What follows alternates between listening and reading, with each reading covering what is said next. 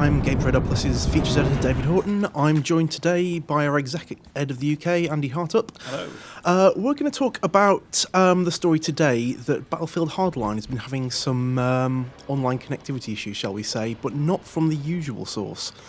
Andy, now, online problems at launch aren't a new thing for Battlefield, are they? No, they're definitely not a new thing. In fact, they're what Battlefield is actually known for, sadly. The Battlefield 4, famously, it took it about 6 months to a year to be properly fixed. There were all sorts of problems with players losing their data, maps sort of glitching out, people losing connection to the server. It was a real mess. Battlefield 3 as well had a lot of problems at launch, but it fixed them a lot quicker. Yeah, so it's fair to say people were probably expecting troubles this time around. Yeah, but it turns out the troubles they got were not exactly the ones they were expecting, because rather than being on the EA side of things, it seems a big fat dirty DDoS has hit.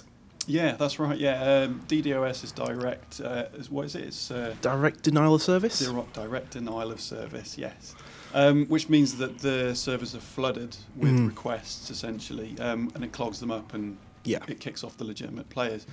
I'm not entirely sure why they've been hit. I think, judging by a few reactions on Twitter that we had to the story, people were saying that people were accusing EA of being greedy because they released Hardline so quickly. I don't see the logic there. I don't see how a company can be accused of being greedy for releasing like a really good game that people will enjoy. I mean, you gave us what we wanted, to make but games, and they've released a game. Yeah, so I don't see how that but not in the terms we wanted. So we're going to smash it. I don't even know what terms they wanted. Well, no, they weren't specified beforehand, as far as I know. Or who they are. Or who they are. Yeah. I mean, this isn't even the first time this has happened recently, is it? I mean, obviously, Xbox Live and PSN both got crippled in similar ways over Christmas. Yeah, is this something we're going to see more of? I mean, why the hell has this suddenly become a thing?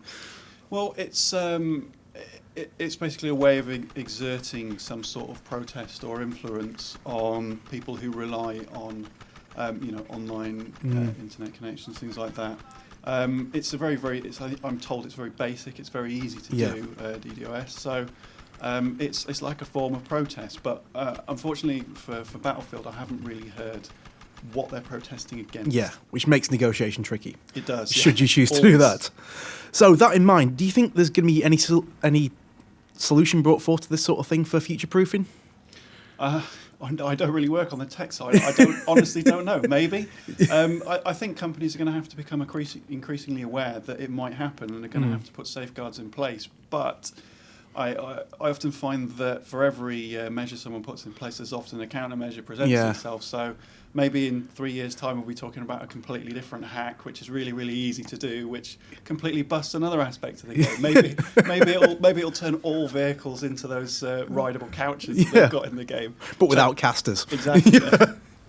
And should that happen, we will of course bring you all the news on that and anything else relating to Battlefield or any other major games you need to know about on the Games Radar Plus newsfeed. So keep it tuned to us. That was a pretty sweet video, right? If you want to see more, go to Games Radar's YouTube page over here.